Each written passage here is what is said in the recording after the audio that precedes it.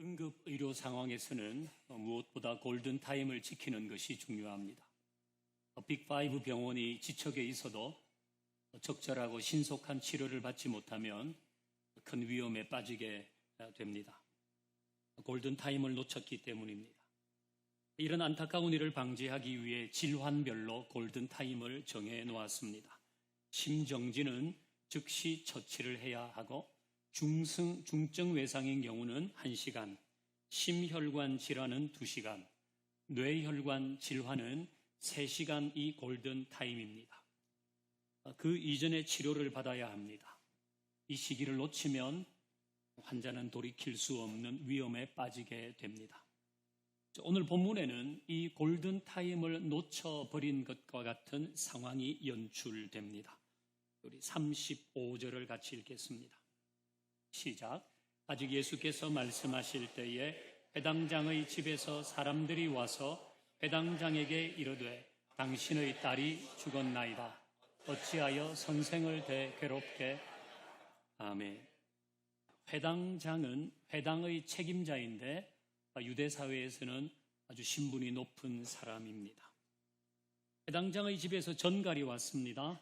당신의 딸이 죽었다는 겁니다. 이거 너무 갑작스러운 소식 아닙니까? 그런데 본문의 정황을 보면 미리 예견된 일이라는 느낌을 줍니다. 당신의 딸이 죽었나이다. 어찌하여 선생을 더 괴롭게 하나이까 그랬습니다. 이것은 당신의 딸이 죽었으니까 더 이상 예수님을 번거롭게 하지 말라는 이야기입니다. 이걸 보면 회당장은 이미 자신의 딸의 병으로 예수님께 나아가서 고쳐주시기를 요청했는데 그 사이에 이 딸이 죽었다는 것을 알 수 있습니다. 그래서 더 이상 예수님에게 오실 필요가 없다는 전갈이 온 겁니다. 지금 여기에서는 어떤 일이 일어난 것일까요? 오늘 본문 좀 앞부분으로 가보십시다. 마가복음 5장 22절과 23절을 읽습니다. 시작. 회당장 중의 하나인 야이로라 하는 이가 예수를 보고 발 아래 엎드려 간곡히 구하여 이르되 내 어린 딸이 죽게 되었사오니 오셔서 그 위에 손을 얹으사 그로 구원을 받아 살게 하소서 하거늘. 아멘. 이 구절에서 몇 가지 추가적인 정보를 얻게 되는데요. 회당장의 이름은 야이로입니다. 이 야이로가 예수님께 엎드려 간곡히 구하고 있습니다. 이유는 그의 어린 딸이 죽게 되어서입니다. 그는 회당장이라는 높은 지위를 가지고 있었으나 어린 딸이 죽어가는 모습 앞에서 자기의 지위와 체면을 뒤로하고 예수님께 엎드린 것입니다. 야이로가 말하죠. 내 어린 딸이 위독합니다.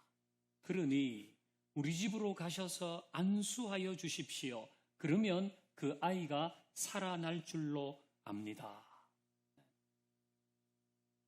이런 야이로의 말과 행동에는 믿음이 배어 있습니다. 예수님이 가셔서 기도해 주시면 죽어가는 딸이 살 수 있겠습니다. 라는 믿음입니다. 야이로의 믿음을 보신 예수님은 지체하지 않고 야이로의 집으로 출발하십니다. 그런데 야이로의 집으로 가는 중에 사건 하나가 벌어집니다. 24절과 25절도 같이 읽습니다. 시작. 이에 그와 함께 가실새 큰 무리가 따라가며 애워싸 밀더라. 12해를 혈루증으로 앓은 한 여자가 있어. 아멘. 자, 여기 그와 함께 가실새, 여기에서 그는 야이로잖아요. 야이로와 함께 예수님이 출발하셨는데 그때에 큰 무리가 애워싸 밀었다 그랬어요. 이건 이제 회당장이 예수님께 엎드려서 자기 딸 살려달라고, 예수님이 가시면 살 수 있을까? 얼마나 많은 관심이 있었겠습니까? 사람들이 그 뒤 예수님과 야이로의 일행 뒤에 많이 따라왔다는 것입니다. 바로 그때 12년 동안 혈루증, 즉 부인병의 한 종류인 하혈을 계속하는 여인이 예수님 앞에 나타났습니다. 그녀는 예수님의 옷에만 손을 대어도 내 병이 낫겠다는 마음이 있었어요. 그래서 뒤로 가서 예수님의 옷에 살짝 손을 대었습니다. 근데 그 일로 자기의 병이 나았다는 것을 깨달았어요. 바로 그때 예수님은 누가 나의 옷에 손을 댔느냐? 그렇게 물으십니다. 제자들은 뭐라 그랬습니까? 예수님, 지금 이렇게 많은 사람들이 밀고 밀리면서 가고 있는데 굳이 한 사람을 지목하듯이 누가 내 옷에 손을 댔느냐? 이렇게 물으시는 것은 지금 적절하신 말씀이 아닌데요. 야이로 급하다 그러니까 빨리 가시죠. 그렇게 얘기했잖아요. 근데 예수님은 가던 길을 아예 멈추어 서시고 뒤로 돌아보시면서 나에게서 능력이 나갔다. 누가 내 옷에 손을 대었느냐? 이렇게 하니까 여인이 자기라고 말하잖아요. 내가 이런 일이 있어서 예수님의 옷가에 손을 댔는데 나았습니다. 예수님이 그의 믿음을 칭찬하시고 따라 평안히 가라 그렇게 말씀하시잖아요. 이것이 야이로의 집으로 가는 중에 일어난 일입니다. 이거 좋은 일이잖아요. 하지만 이 과정에서 시간이 지체되었습니다. 지금 야이로의 딸이 위독한데 여기서 시간이 지연된 겁니다. 이러다가 골든타임을 놓칠 수 있는 거 아닙니까? 이렇게 시간이 지체되는 중에 야이로의 집에서 전갈이 온 겁니다. 우리 35절을 다시 읽습니다. 35절 시작.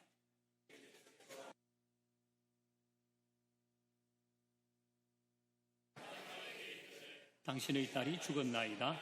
어찌하여 선생을 더 괴롭게 하나이까. 아멘. 아직 예수께서 말씀하실 때에 이거는 혈루증을 알아서 고침받은 그 여인과 얘기하고 있는 중에 회당장의 집에서 사람들이 왔어요. 당신 딸이 죽었다는 겁니다. 좀 더 빨리 왔더라면 딸이 살 수 있었을지도 모르는데 당신의 지체하는 중에 당신 딸이 죽었다는 겁니다. 그러니 번거롭게 예수님에게 집까지 가자고 하지 마세요. 그 얘기를 하고 있는 거 아닙니까? 이 정말 기가 막힌 상황입니다. 야이로는 그 자리에 주저앉았는지도 모릅니다. 그는 믿음을 가지고 자기 체면을 다 던지고 예수님께 엎드렸습니다. 근데 그 결과가 너무 허망합니다. 야이로는 모든 것이 원망스러웠을 것입니다. 예수님도 원망스럽고 중간에 나타난 그 여인도 원망스럽고 이 상황 자체가 싫고 자기가 믿음을 가지고 있었다는 것도 싫었을지 모릅니다. 자, 바로 그때 예수님이 말씀하십니다. 36절을 읽습니다. 36절 시작. 예수께서 그 하는 말을 곁에서 들으시고 회당장에게 이르시되 두려워하지 말고 믿기만 하라 하시고 아멘. 예수님께서 그 얘기를 들으셨어요. 죽었어요. 이제 올 필요 없어요. 빨리 좀 오시죠. 이런 얘기를 예수님이 들으시고 회당장에게 뭐라고 하시는가 하면 두려워하지 말고 믿기만 하라고 하십니다. 예수님께서 야이로를 위로하시거나 사과하신 것이 아니라 두려워하지 말고 믿기만 하라. 그렇게 예수님이 말씀하십니다. 자, 여러분, 이 두려워하지 말고 믿기만 하라. 이 얘기는 야이로에게 너의 처음 믿음을 유지하라는 말씀입니다. 네가 딸의 병을 고쳐달라고 나에게 처음 와서 엎드렸을 때의 그 믿음을 유지하라는 것입니다. 딸을 고쳐달라고 엎드렸을 때의 그 믿음을 딸이 죽었다고 버리지 말고 그 믿음을 유지하라. 예수님은 아주 단호하게 말씀하십니다. 예수님은 우리에게도 명하십니다. 너의 처음 믿음을 유지하라. 너의 믿음을 버리지 말라. 혹 여러분에게 어떤 일을 믿음으로 시작했는데 시간이 지나면서 상황이 더 나빠진 경우가 있나요? 예수님은 말씀하십니다. 너의 믿음을 유지하라. 혹 여러분이 믿음을 가지고 기도하기 시작했는데 그 기도하던 중에 일이 더 꼬여버렸습니까? 예수님은 우리에게 말씀하십니다. 너의 처음 믿음을 유지해라. 내가 하나님의 말씀을 믿음 가운데 받고 순종하면서 가고 있는데 일이 더 복잡해져 버렸습니까? 예수님은 말씀하십니다. 너의 믿음을 유지하라. 이것이 오늘 본문이 너무나 분명하게 들려주는 메시지입니다. 여러분이 믿음으로 시작했다면 그 믿음을 유지하십시오. 그 믿음은 해프닝으로 끝나지 않을 것입니다. 두려워하지 말고 믿기만 하라는 예수님의 음성에 귀를 기울이십시다. 그 믿음에 주님은 역사하실 것입니다. 이렇게 아이가 죽었다는 이야기를 들었지만 예수님은 야이로의 집에 도착하십니다. 38절과 39절도 읽습니다. 38절, 39절 시작. 해당장의 집에 함께 가사 떠드는 것과 사람들이 울며 심히 통곡함을 보시고 들어가서 그들에게 이르시되 너희가 어찌하여 이 아이가 죽은 것이 아니라 잔다 하시니. 아멘. 딸이 죽었다는 전가를 받았지만 예수님은 야이로의 집에 도착하셨어요. 곳곳에서 탄식과 통곡이 들려옵니다. 어린 아이의 죽음 앞에서 오열하는 가족, 애도하는 이웃, 그 목소리가 가득합니다. 그런데 예수님은 이곳에서 결이 좀 다른 말씀을 하시는데요. 그것은 이 아이가 죽은 것이 아니라 잔다고 하신 겁니다. 이 아이가 죽은 것이 아니라 지금 자고 있다.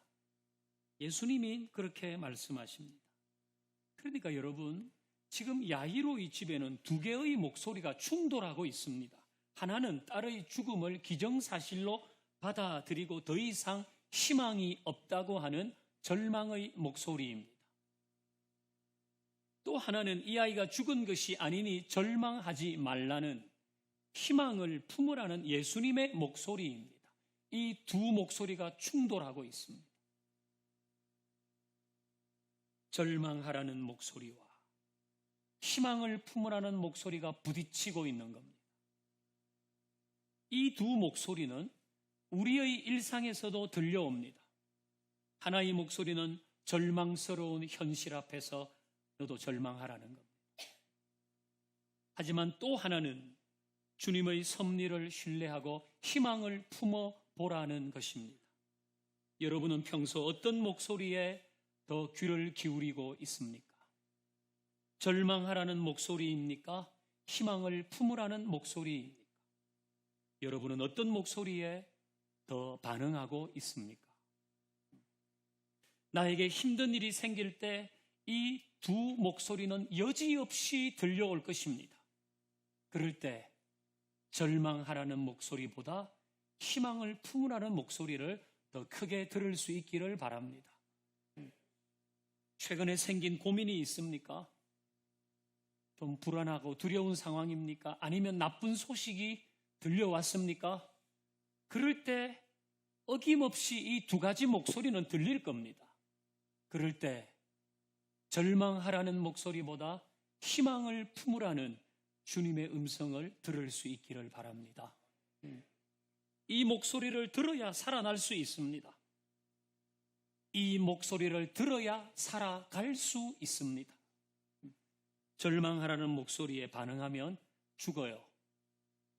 그건 우리를 죽이는 목소리입니다. 어떤 상황에서도 희망을 품으라는 주님의 음성을 듣고 살아나길 바라고 살아가길 바랍니다. 41절과 42절을 읽어봅니다. 시작. 그 아이의 손을 잡고 이르시되 달리다굼 하시니 번역하면 곧 내가 내게 말하노니 소녀야 일어나라 하심이라. 소녀가 곧 일어나 걸으니 나이가 12살이라. 사람들이 곧 크게 놀라거늘. 아멘. 절망과 희망이 혼재하는 가운데서 예수님은 아이의 손을 잡습니다.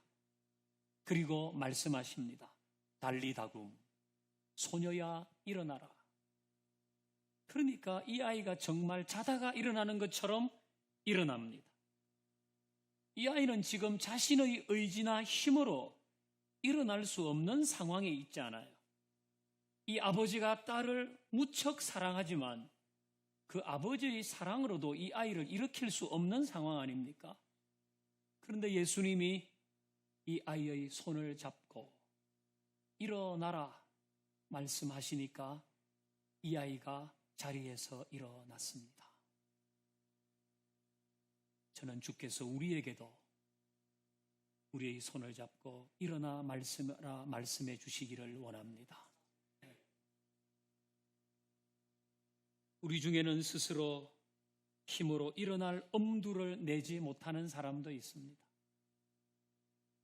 그 사정을 우리가 어찌 다 알겠습니까? 주께서 그 사람의 손을 잡고 일으켜 주시기를 바랍니다.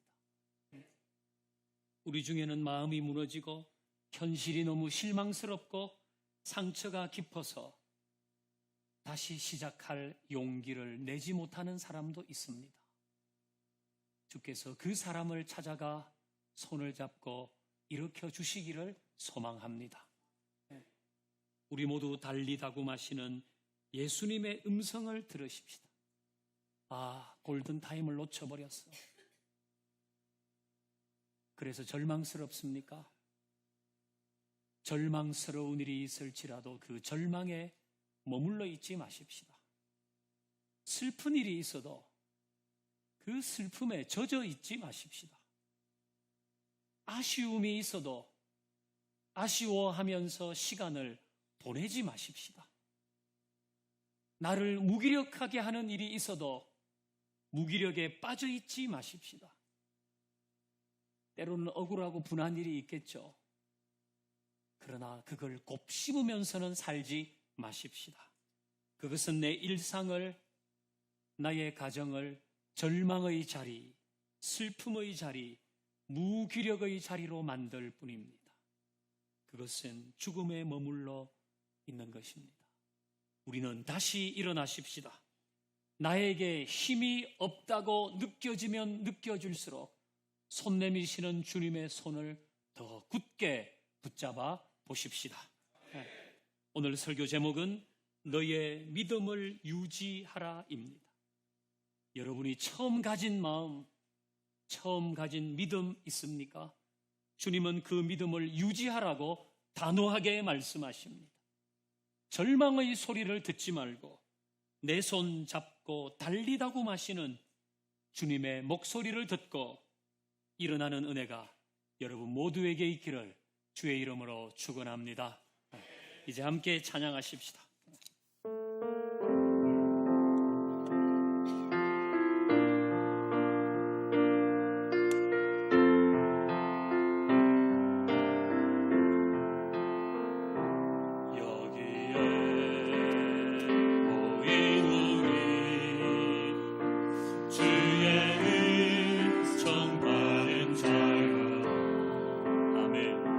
주께서 이